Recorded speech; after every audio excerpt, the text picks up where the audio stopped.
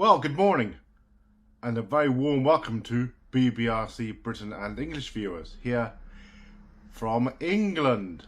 Well, you may have noticed over the last couple of years I've tried to create various broadcasts from an English perspective. When certainly you look online, you do see some American people, Canadians and Australians talking about their experiences in England. But hopefully I've made it from an English perspective and bearing all the hallmarks and cultural traits that probably encompass various places in the UK. Certainly I've travelled around England. I've lived up north in the West Midlands as well, and some other places. So you might find that I do look at things from various places, certainly the languages, the culture, the accents and colloquialisms and all those things, as well as the word use. Well, today I'm going to read you some poems which I actually created a few weeks ago for the Cheltenham Literature Festival Creative Writing. You may have noticed that I didn't really do many productions over the summer. Of course, with the summer recess was one thing, and in this country it was, as you'd expect, summer, nice weather, people are normally out and about and on holiday. I know those of you in other countries may endeavour to think, well, ours is winter, our seasons are different, but certainly in this country it was supposed to be summer, but in June we had a lovely hot summer. I think it was one of the hottest on record, but July and August it was quite rainy, windy, overcast, and certainly it's a bit dismal today looking outside here. Well, today I'd like to read you a couple of poems that I've created. First read at the Cheltenham Literature Festival last Saturday night. It runs for about a week every year, run by Cheltenham Festivals, and this is the creative writing section. And this is about Gloucestershire, my home. Hope you enjoy it. A myriad of typical, unique, picturesque villages, towns and views.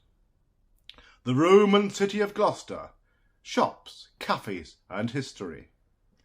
The rugged hills of the Forest of Dean, the landscapes and idyllic scenery of the Cotswolds, the River Severn and Avon, not to mention the frequent floods around Tewkesbury.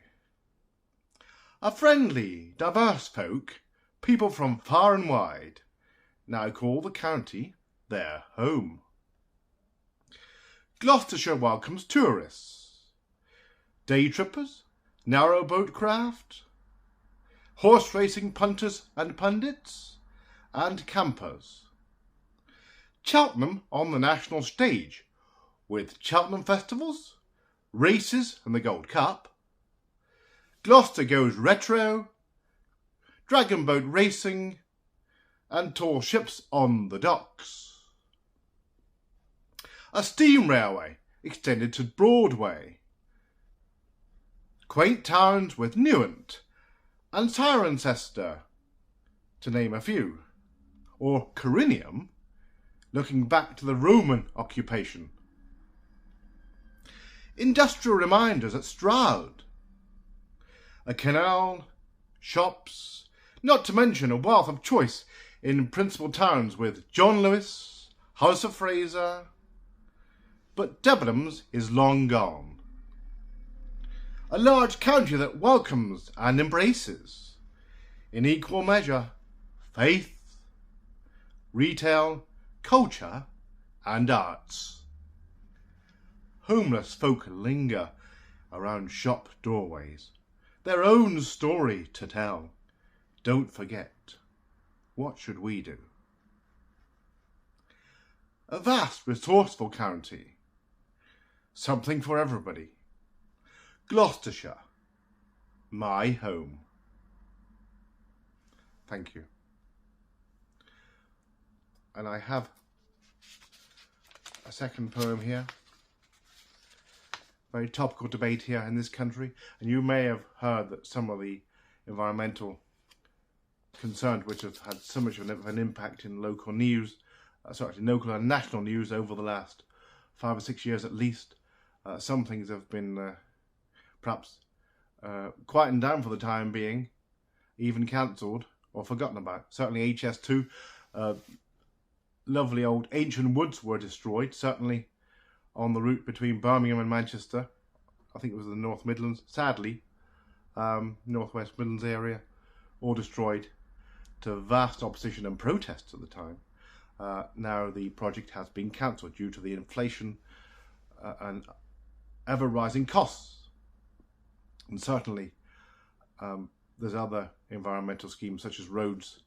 You might have heard of the ULEZ scheme in London, ultra-low emission zone. Well, a lot of now the principal towns and cities are actually looking at their environmental policy because they know it could be an electoral liability. Now, this is the next poem here. Britain in the year 2050. Still leading with climate change rhetoric, investment, antidotes and environmental policy. Remember 2023? Net zero? We're nearly there. Not quite. 2050. Electric cars, EVs. All new cars are EVs.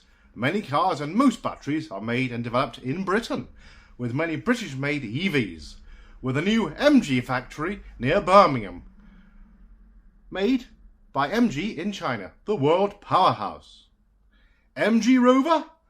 There's hope for the future. Well, MG now have a state-of-the-art factory in the UK, selling EVs around Europe. Success and more British-made goods, reminding us of the entry of the Japanese companies in the early 1980s and the inward investment success.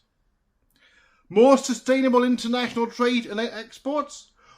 We are hopeful. An end to petrol and fossil fuels? Not quite. An end to plastic and single-use plastics, pollution into the rivers and the countryside? 100%. Recycling from our doorstep street collections and in its entirety? Reused or not used in totality? Not quite. But we are improving. Wind power, hydroelectric, solar power and renewables. Moving ahead and in many areas leading. Replacing oil and gas completely? Not quite. But we're getting there. Towns and cities full of e-scooters, electric bikes, buses and cars. Low emission zones, ULEZ? You ain't seen nothing yet. Low emission zones are increasing in all towns and cities, mercifully to public acceptance. Bikes and e-scooters are commonplace along with the electric vehicles. Clean air? We're getting there. Not quite. An end to fossil fuels? What's your contribution to this collective effort? We all need to do our little bit. Don't look to everybody else. Don't wait for politicians and councils to threaten fines. Our environment, our home, our future, our problem. Don't give up. We're nearly there. Not quite. Thank you very much. I hope you enjoyed the session today. Bye-bye now.